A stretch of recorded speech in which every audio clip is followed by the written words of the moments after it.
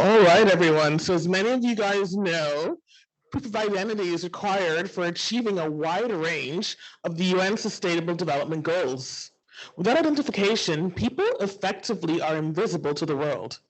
They are at risk of falling through the cracks in society and into poverty, exploitation, and suffering. The World Identity Network launched the Shadows in the Dark documentary series to shed light on the challenges that individuals face when they don't have a recognized form of identity. Shadows in the Dark goes beyond the cold statistics, telling real-life stories of struggle while exploring the thrilling potential for meaningful change and how we can make it happen.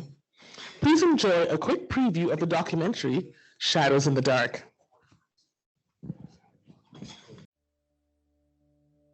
What if you somehow lost your identification? Purse or wallet gone. No driver's license, credit cards, passport, no birth certificate. All wiped out in a disaster.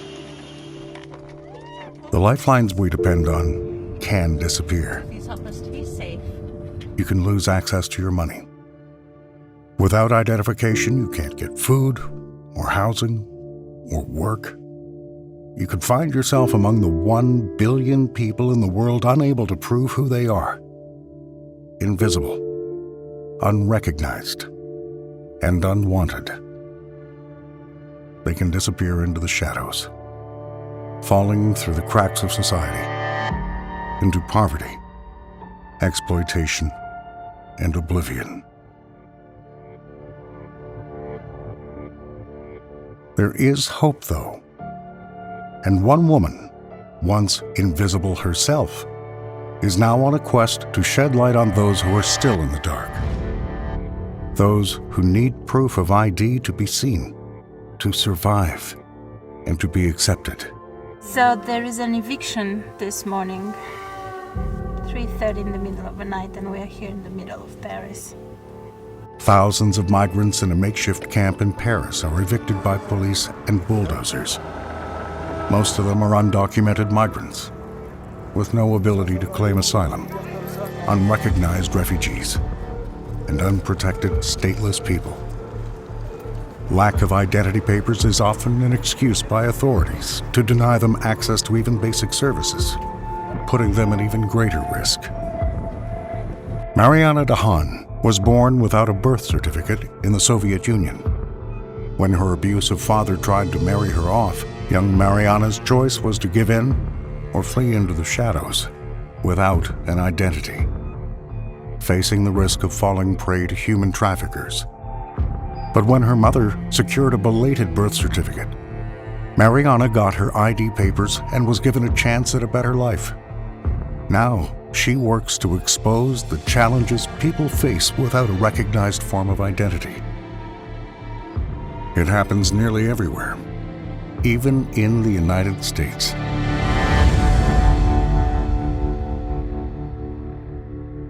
The Mexico-United States border has been called the largest known structure of inequality in the contemporary world. In 2019, nearly 900,000 people without proof of identity tried to enter the U.S. from Mexico. Some of them tried to enter through official border crossings. But for lack of ID papers, many have attempted illegal crossings in areas like El Paso. Alarmed by the number, a group of American veterans and businessmen decided to build a wall to stop undocumented migrants from entering the U.S. The thing that's unique about this, it was funded completely by private donations and the American people giving their donations to build this wall because they believed in border security. So Brian, tell us why you decided to build this wall and why this wall is important. Why do we need it here? It's not really about the wall. You know, the wall is not the solution to the problem at all. It's a band-aid to the underlying condition. Is this wall a band-aid? A band-aid? No, it's not a band-aid, it's a pacifier. This wall does nothing except to be a scar of a very dark moment in our country's history. Why, in your opinion, a wall here is creating division? We've been here over 350 years, before even the U.S. was settled. It's not going to take care of millions of root causes that we have to address, and it's also going to hurt our community, because once we make that division, our relationship with Mexico is going to be fragmented as well. A growing divide has been forming in communities around the world about what to do with the millions of undocumented people, half of whom are under the age of 18, and have been denied nationality and basic rights such as education, healthcare, employment, and freedom of movement. Oh my God, I don't know how people can live like this. When they are children, they are so young. 16 years old. Yeah, but we also have 11 years old. 11 years old alone? Oh my God. It's already really hard for people who are here because many people have had to flee their homes for various different reasons. They come from places where maybe they don't have much documentation like we do, like birth certificate or citizenship. And even if they do have those things, they've maybe had to leave them or they've lost them on the way. But for those people who do have those documents, those are also regularly taken during evictions. It's not just tents and blankets, it's also documents that are taken from people, and that's huge. And the route for you to get a safe life is to be documented and have your papers, and suddenly those are lost. Mariana traveled the world to better understand this growing identity crisis. A journey in search of solutions. Building walls. Experimenting with new technology. Mobilizing international support. What are the answers? Issues of identity, she finds, are not limited to refugees or stateless people. They can touch any of us. How would you feel if you were the subject of someone's experimentation, but no one would ask your opinion about it? You know, that's happening every day, unfortunately. Today, a lot of the data companies are basically capturing everyone's movements and everyone's behavior with the user not really knowing. It's not just them, the refugees in some faraway country. It is also us here in Silicon Valley. Every time you use your phone, you are the subject of an experiment.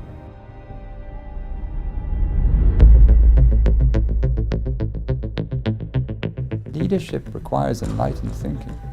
Otherwise, we'll never progress. We'll never go anywhere. If we listen to the most conservative of people in our societies, we'll still be in caves, eating the bugs out of our hairs. We would have never left the cave. We left the cave because certain people were going to challenge the existing order and push us out of the cave. And that's the story of human progress. But it doesn't come easily.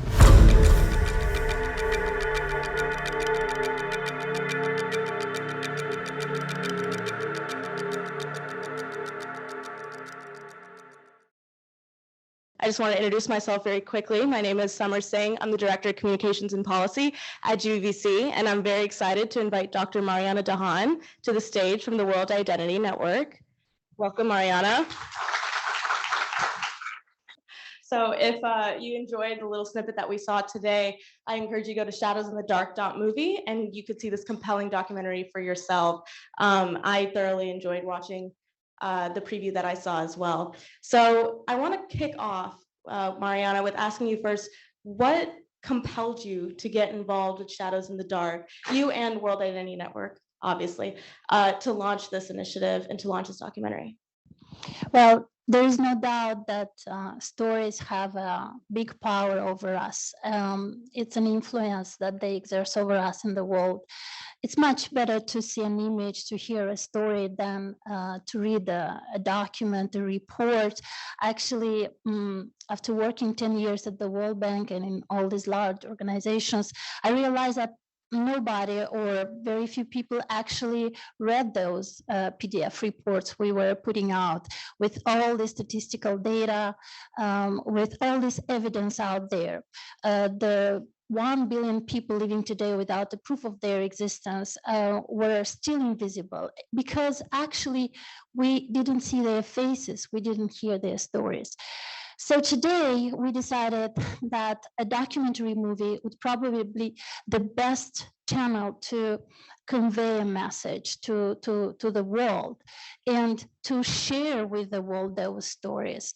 Every day we hear that books and films and historical accounts are being made with a very one-sided perspective, pushing people who are already marginalized into the shadows, right? We don't hear from them. We hear from people who are more often than not in very confined circles at the UN, at the World Bank, in Davos, but we don't hear directly from them.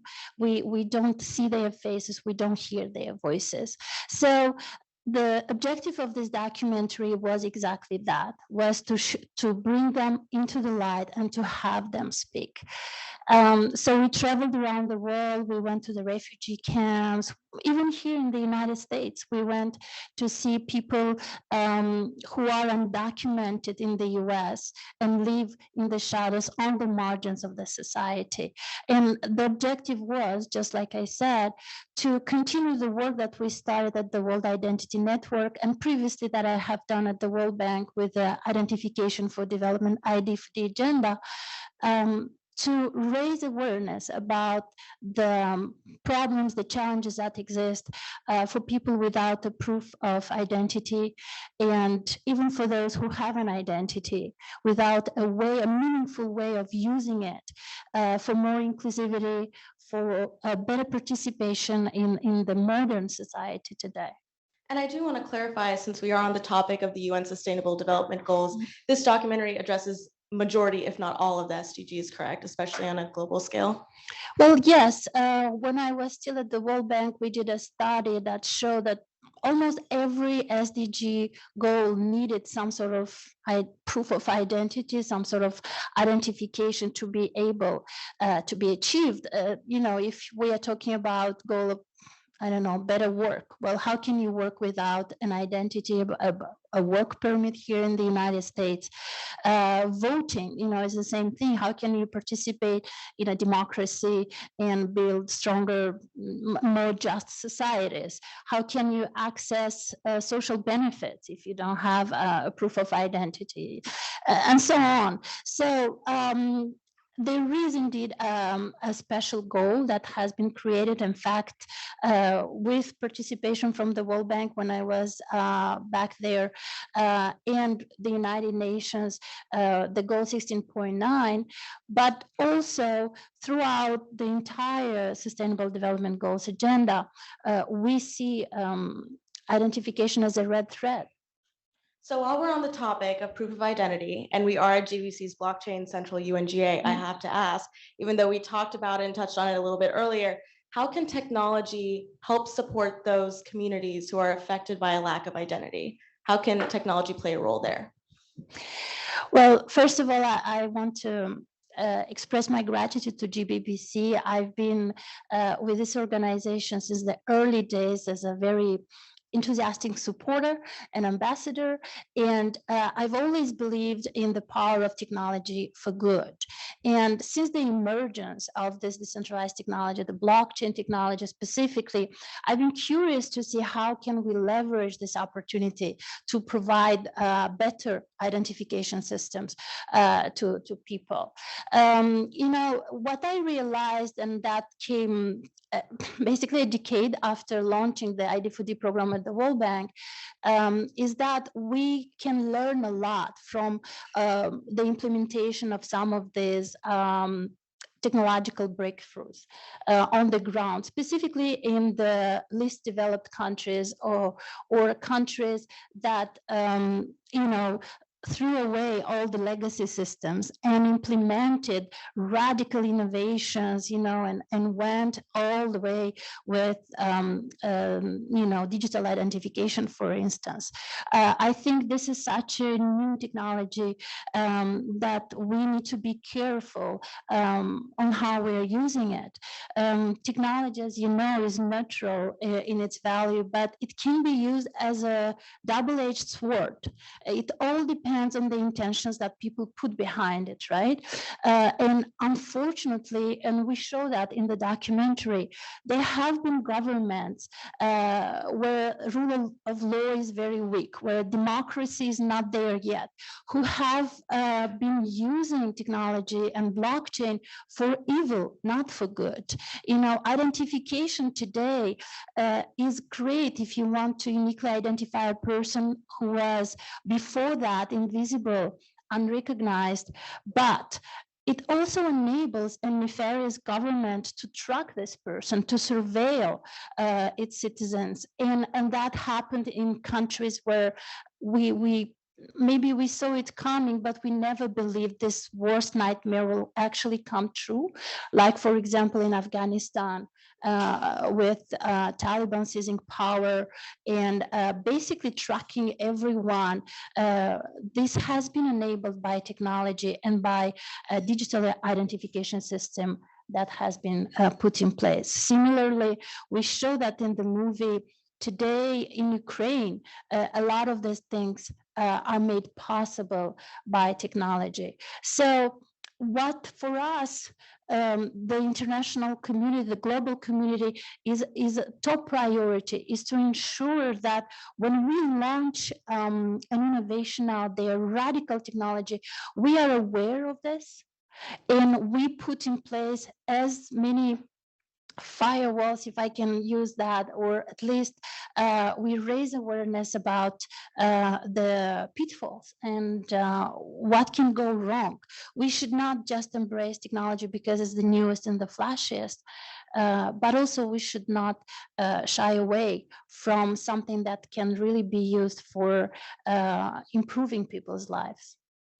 And I think you raise a very valuable point there, where we have, as an international community, embraced technology in a lot of ways, but responsible use of that innovation is just as important. So I guess my next question for you is, when we talk about empowering these communities that are most adversely affected by either one of the crises that are happening right now, quite honestly, on a global scale, how can we empower individuals and organizations to get involved in providing proof of identity, or maybe utilizing that technology for lasting impact, not something that only goes halfway or doesn't meet the mark?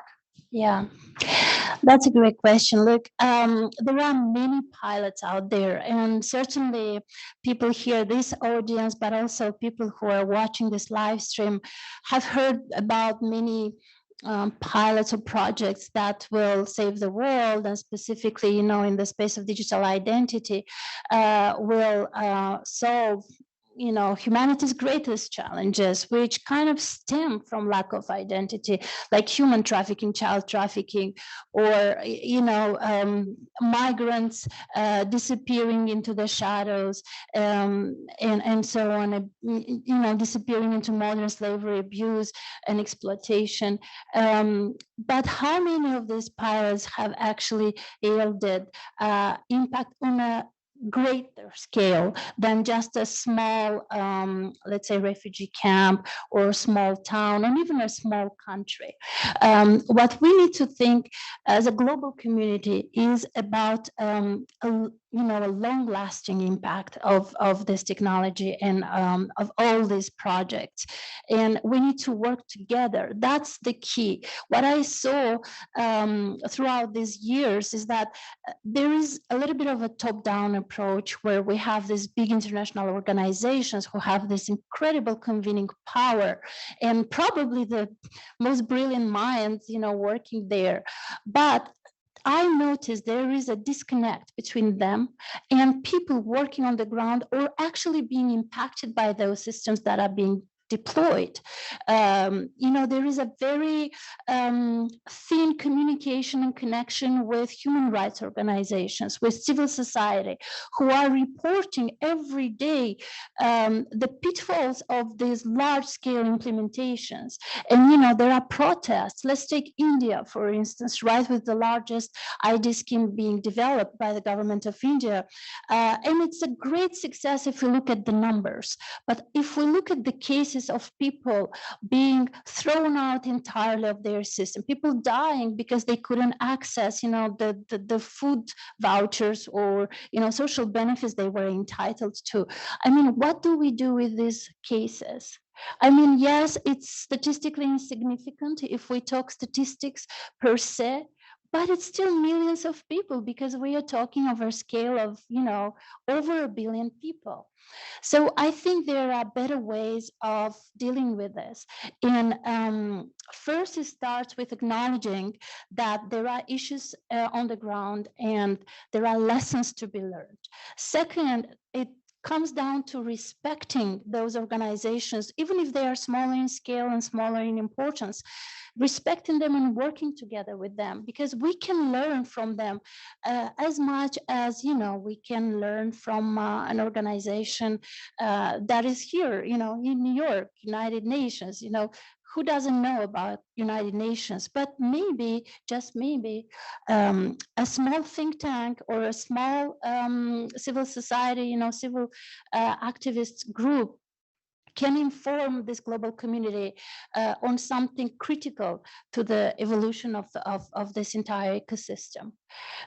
So that is my biggest takeaway. I would say from this work that I've been doing. I've learned a lot throughout this journey. And what I see as a way forward, and we do say a lot, collaboration, giving everyone a seat at the table, and yeah, but in very concrete terms, what does that mean? For example, how many people are aware that this problem exists, and how many people are aware of the solutions that are being deployed on the ground, how they're being deployed, and the efficiency of those programs? What can we do better? I think these conversations don't necessarily happen, or they don't happen at the scale that we should have them happen. I do believe that efforts like this documentary movie is actually a mass communication effort. It's a very simple language. We use stories. Actually, people themselves tell the stories. It's the power of storytelling. Exactly. It touches people's hearts. It's not a very sophisticated language. We don't need that, because what we want is humans talking to humans in a language that everyone can understand. And then from that emerges empathy and willingness to help and willingness to do something about this. Yeah, so that is what I wish for us. And I know Shadows in the Dark was no, small feat. It took many partnerships and a community to push this through, right? Could you talk a little bit more about that and, the effort that went into highlighting these stories, not only in the US, like you mentioned, but all over the world? Yes, well, throughout this journey, we've been blessed with a lot of support, and it came from, like I mentioned, big organizations, but also private investors, individuals, some of them sitting here in the room, who supported this effort because they believed in the cause. But also, it was funny, we encountered support in places we did not expect. It's not about the UN in New York or World Bank in DC, or Silicon Valley, but places you wouldn't think of, like Hollywood, right? And people stepping forward to support this. Obviously, the filmmaking industry is very prominent in the United States, but some of them are actually here in the room. The film crew that did this movie is here. You saw them this morning. Emmy Awards winners that are filming you all day long. You didn't even know that, they are behind the efforts of Shadows in the Dark.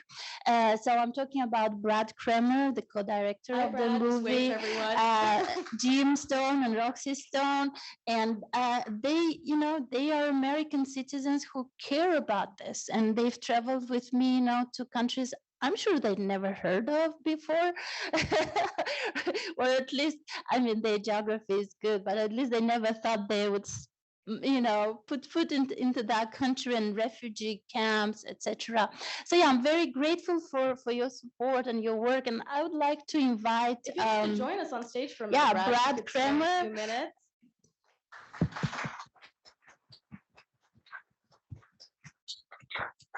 So Brad, since you've been able to join us on stage today, would you mind explaining how you met Dr. Mariana Dahan and how you got involved with this project? Yeah, so Mariana and I met on the beautiful beaches of Necker Island, and she told me her story. And when I heard her story and what she went through growing up, her lack of identity and how she overcame it and became incredibly successful, I was intrigued. I wanted to learn more, and then I learned more about this problem all over the world, and it's something that I'd never thought about. So I was just so intrigued and so interested, and next thing I knew, I'm just like we need to make a film about this. We need to tell the world about this.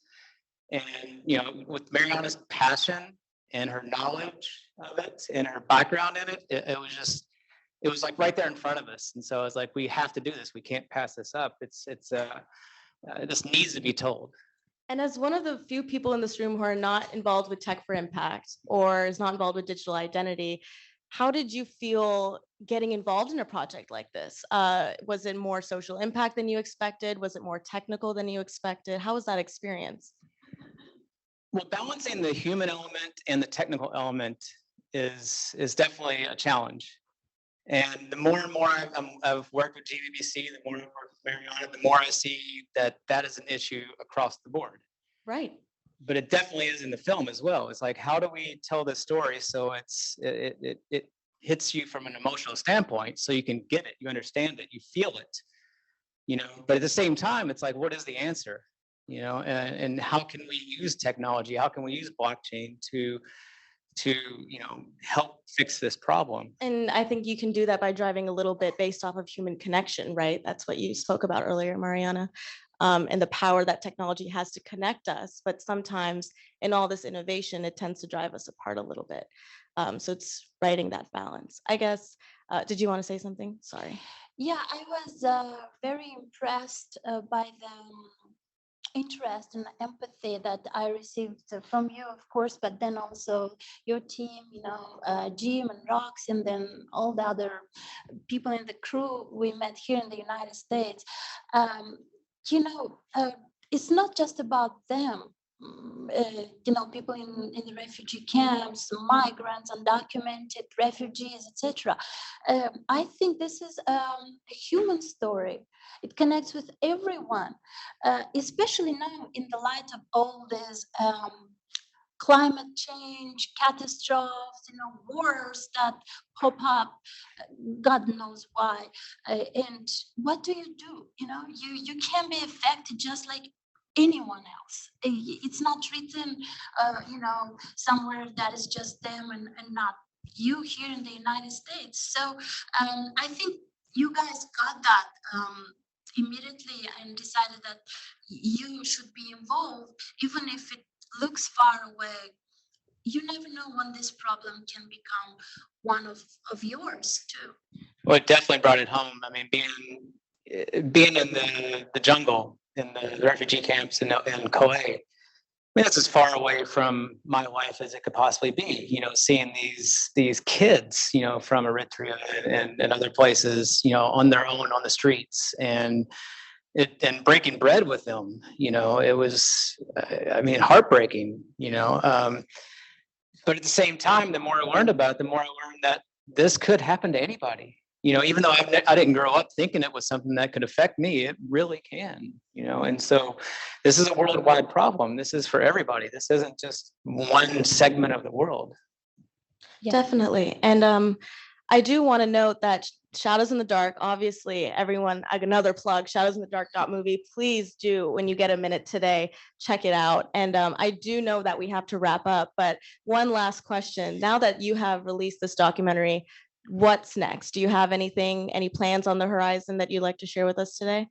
Yes, we are very excited about the next effort in this. And actually, this is a call for collaboration. It's an open invitation to members of GBBC who, like I mentioned before, is like family to me. So many of you guys here, experts, have been featured in the documentary movie as, experts, subject matter experts. And I would like to continue this collaboration as we're looking into the next frontier, which is securing universal identity for those who want to access better financial services and banking services, starting with people here in the United States. So like I've mentioned before, lack of identity or recognized, a trusted proof of ID affects not only the migrants and refugees. Sometimes it's here in the United States. You guys, being American citizens might access some deposits or coin offerings or other financial products, but there are millions, if not tens of millions of people who would go to the same bank and be denied this, and we are talking about those who reside here without, an American passport or all these credentials that the banks today require. So how do we go beyond those barriers and open more opportunities for these people? So we launched an effort which revolves around the concept of universal identity rights. So it's opening rights for those who should be entitled to services just like you, but are not. And it starts here at home with financial services, US-backed digital dollars. It's a token, it's a coin offering that is tied to a digital identity and universal identity. We can talk more about this, and we definitely invite collaboration. And I'm happy to talk in the afternoon. We actually have members of the team here who would be happy to talk about it. So yeah, please don't hesitate to come and introduce yourselves. So one last time, I'd like to thank Dr. Mariana Dahan and Brad joining me on stage today. Thank you for your time, and thank you everyone for listening. Thank you. Thank you.